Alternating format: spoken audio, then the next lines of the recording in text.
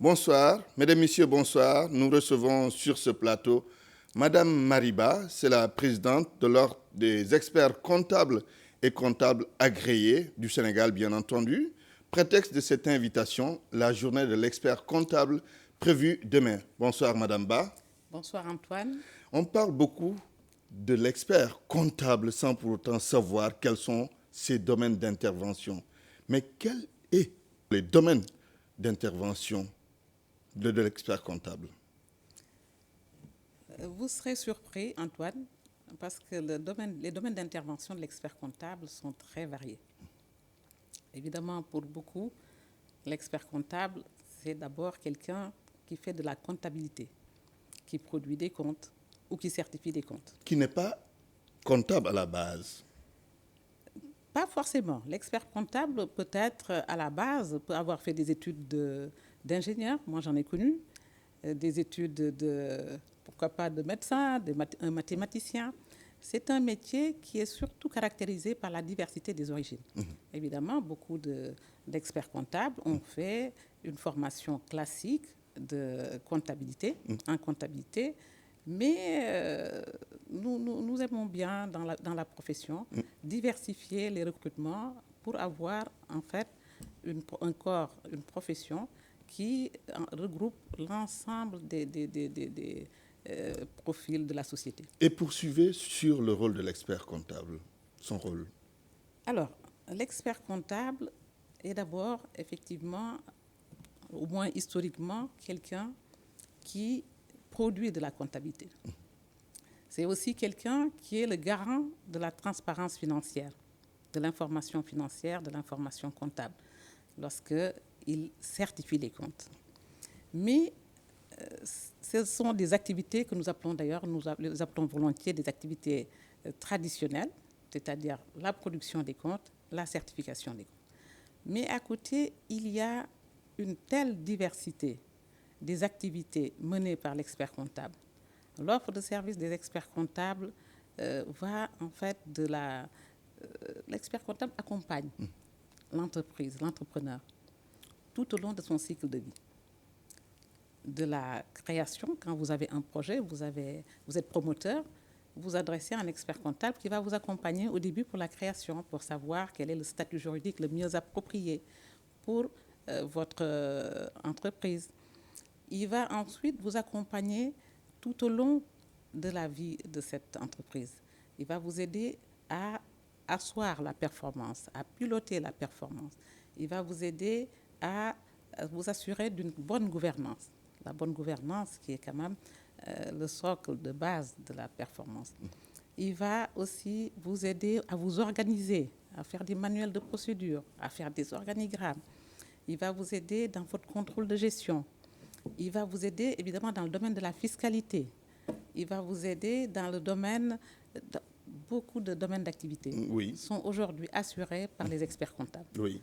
Et quand les uns sont spécialisés dans la comptabilité, d'autres sont spécialisés dans la certification des comptes, d'autres sont spécialisés dans toutes ces diverses activités, informatiques, évidemment, et j'en passe. Oui, il y a des experts comptables qui sont à l'origine ingénieurs, mais j'ai envie de vous demander, comment devient-on expert comptable?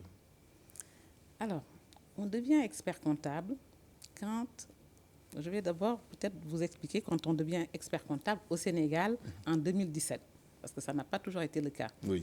Mais aujourd'hui, nous avons, dans l'espace UOMOA, un diplôme d'expertise comptable qui est commun à l'ensemble des pays de l'UOMOA, qu'on appelle le DECOFI. Pour arriver au DECOFI, il faut avoir un diplôme intermédiaire qu'on appelle le DESCOGEF. Il faut avoir eu au moins une maîtrise ou un bac plus 5. Donc, suivre des cours dans un centre agréé. Au Sénégal, nous avons le CESAC, qui est le centre agréé. Et quand on obtient ce fameux DESCOGEF, on est habilité à poursuivre un stage dans un cabinet d'expertise comptable de préférence, enfin d'audit ou d'expertise comptable.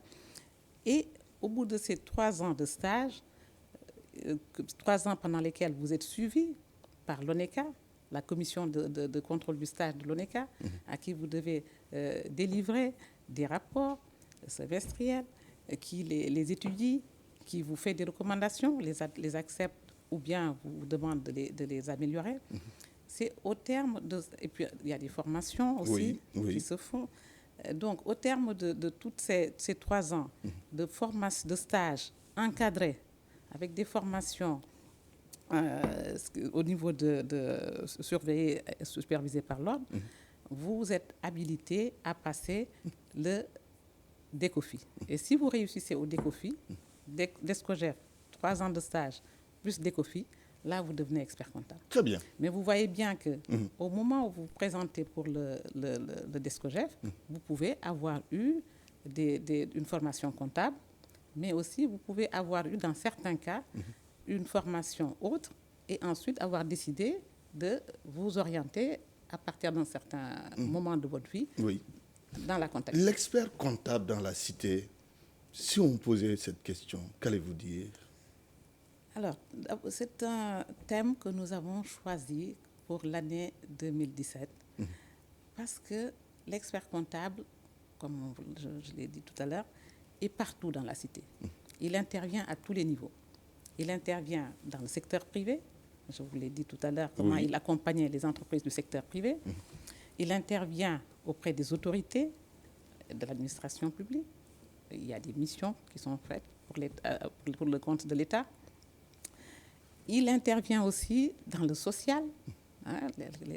L'ONECA intervient beaucoup dans le domaine social, que ce soit pour apporter du matériel à un hôpital, mais surtout, l'expert comptable, en tant que garant de la transparence financière, et un petit peu le soubassement des agrégats des comptes nationaux. L'expert comptable, c'est grâce à l'expert comptable qu'aujourd'hui, nous pouvons nous pouvons nous prononcer sur les comptes nationaux. Donc, pas seulement les comptes des entreprises, mais aussi les comptes nationaux. Donc, c'est un petit peu tout cela. Et nous avons aussi les experts comptables qui sont partie prenante dans tout ce qui est bonne gouvernance, au Sénégal en tout cas. Nous avons les experts comptables qui s'occupent aussi, en tout cas ce sera le cas pour l'ONECA à partir de cette année, puisqu'il est prévu un trophée RSE. Donc c'est un petit peu cette diversité, cette richesse à la fois des origines et des activités qui nous a conduit à poser la thématique de l'expert comptable. L'expert comptable dans la cité. Le monde bouge, on le sait, avec les changements technologiques. Comment votre métier s'adapte à ces changements? Alors, vous savez, l'expert comptable pratique l'un des plus vieux métiers du monde. C'est un métier qui a toujours su s'adapter à la situation, à l'environnement économique, à l'environnement social. Et aujourd'hui, nous sommes dans les bouleversements de la transition numérique. Une partie de ce que nous appelons les activités traditionnelles sera certainement bouleversée par le numérique, puisque des outils numériques vont peut-être prendre en charge certains travaux répétitifs peut-être que nous faisons encore. Et pour nous, c'est une opportunité de mettre maintenant en valeur les activités à forte valeur ajoutée que nous faisons depuis longtemps, mais peut-être que sans trop le faire savoir. Et l'objectif de ces journées de demain, de cette journée de demain, c'est justement de mettre en lumière l'ensemble de ces activités à forte valeur ajoutée que l'expert comptable met à la disposition de ses clients, en plus et en dehors des activités traditionnelles que sont la comptabilité, la fiscalité et la certification des comptes. Oui, l'Ordre national des experts comptables et comptables agréés du Sénégal a été créé en janvier 2000. Comment il est organisé? D'abord, combien de membres sont au sein de cet ordre? Il y a 182 membres aujourd'hui, 172 experts comptables et 12 comptables agréés. Les comptables agréés étant ceux qui ont en charge réellement la production des comptes. L'expert comptable pouvant, en plus de la production des comptes, il est habilité à la certification des comptes. Alors, ces 182 experts comptables, aujourd'hui, sont regroupés au sein de l'ONECA, l'Ordre national des experts comptables et comptables agréés du Sénégal. Et des comptables agréés du Sénégal. Alors, l'ONECA est un établissement de statut public. L'expert comptable assure une mission de service public. Mais en même temps, l'expert comptable exerce une profession libérale. Donc, travaille dans le secteur privé et avec des normes professionnelles, des normes comptables qui sont gérées au niveau international, donc au niveau mondial. Donc, c'est un petit peu à la fois l'expert comptable du secteur privé, profession libérale, mais aussi l'expert comptable mandaté pour assurer une mission de secteur public. C'est un petit peu cette dichotomie qui est la caractéristique principale de l'expert comptable, qui, ne l'oublions pas, l'ONECA est placée sous la tutelle du ministère de l'économie et des finances. L'ONECA compte en son sein un commissaire du gouvernement qui siège au Conseil de l'ordre et qui est le garant de la régularité de nos délibérations. Donc, tout cela fait de l'expert comptable une profession fortement encadrée, à la fois par les autorités publiques, mais aussi par les propres normes produites par les experts comptables eux-mêmes. Justement, je voudrais bien qu'on aborde deux dimensions. La dimension genre, l'expert comptable au féminin, mais aussi la dimension jeunesse. La relève est-elle assurée? Ces deux questions. Alors, au niveau du genre, c'est vrai que nous ne sommes pas encore aussi nombreux que nous voudrions l'être. Il n'y a pas beaucoup de différence dans l'exercice de la profession entre l'expert comptable féminin et son collègue masculin. Mais c'est peut-être dans l'accès à la profession que la différence les femmes, souvent, subissent des contraintes, peut-être au niveau de leur... pas au niveau de la formation. Oui. Au plan social, non? Au plan social.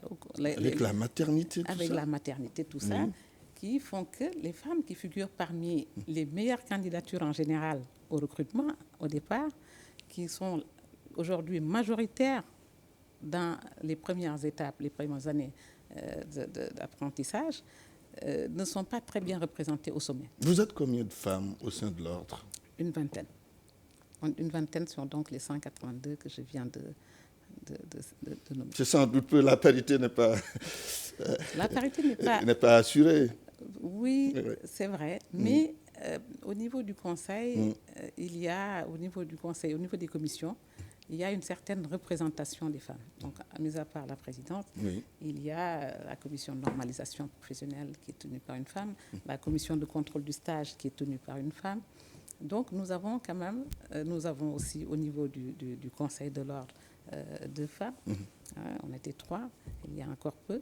Donc, voilà pourquoi c'est vrai qu'au moins au niveau des instances de décision et de direction, les femmes sont représentées. Maintenant, au niveau de l'ordre dans sa globalité, il y a des efforts encore que nous avons à faire. Rapidement sur la question, la dimension jeunesse par rapport à la relève. Alors, la relève aujourd'hui est assurée à travers l'existence de ce diplôme. Vous savez que dans le passé, on n'avait pas un diplôme national. Aujourd'hui, nous avons ce diplôme, ce DECOFI, qui produit des experts comptables et qui nous permet aujourd'hui de voir l'avenir avec une certaine sérénité. Mais là aussi, il faut des ressources, il faut assurer la pérennité du diplôme. Ça fait déjà l'ONECA existe depuis 2000. Nous sommes en 2017. Des réformes sont en cours. Ce n'est pas toujours facile. Mais en ce qui me concerne, en tout cas, je ne suis pas inquiète quant à la relève et je ne suis surtout pas inquiète quant à la relève par la jeunesse, puisque vous savez que Elle va être assurée. Elle va être assurée, puisque déjà, demain, la journée de demain, la JEC a été entièrement, pratiquement prise en charge, organisée par les gens. On retiendra que vous avez intégré la Fédération internationale des experts comptables depuis 2014. En Afrique subsaharienne, il y a seulement 4 pays, dont le Sénégal. Pourquoi vous avez jugé utile d'intégrer cette instance internationale? Permettez-moi d'abord de vous dire que c'est une grande fierté de l'Ordre des experts comptables du Sénégal d'avoir été admis à l'IFAC, la Fédération internationale des experts comptables, comme un membre plein, full member. C'est le travail de plusieurs présidents de mes prédécesseurs. Oui. Ça s'est passé sur plusieurs années. Abdoul Aziz Dieye. Abdoul Aziz Dieye. Mansour Fall. Mamour Fall, pardon. Abdoulaye Dramé. Oui. Taïbou Mbaye. C'est vraiment quelque chose qu'ils ont pris à cœur de ramener au pays. Et pourquoi? Parce que c'est la reconnaissance des pairs. C'est la reconnaissance que l'Ordre des experts du Sénégal fait son travail selon les normes internationales. Cette fédération établit les normes comptables. Et elle n'accepte en son sein que des ordres qui se travaillent de manière conforme à cette normalisation internationale. Et donc, cette reconnaissance du Sénégal comme étant un corps professionnel travaillant de manière conforme aux normes de l'IFAC, c'est une très grande fierté. C'est une preuve aussi que le travail finit toujours par payer. Très bien, nous sommes au terme de cet entretien. Madame Mariba, merci. C'était un immense plaisir de vous recevoir sur ce plateau.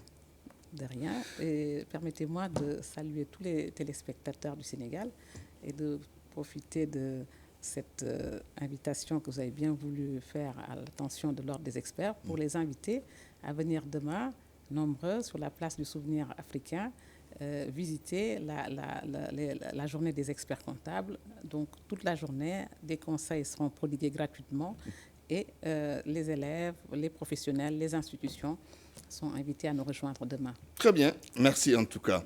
C'était donc Madame Mariba, la présidente de l'Ordre national des experts comptables et comptables agréés du Sénégal. C'est fini pour ce soir. Excellente soirée à toutes et à tous.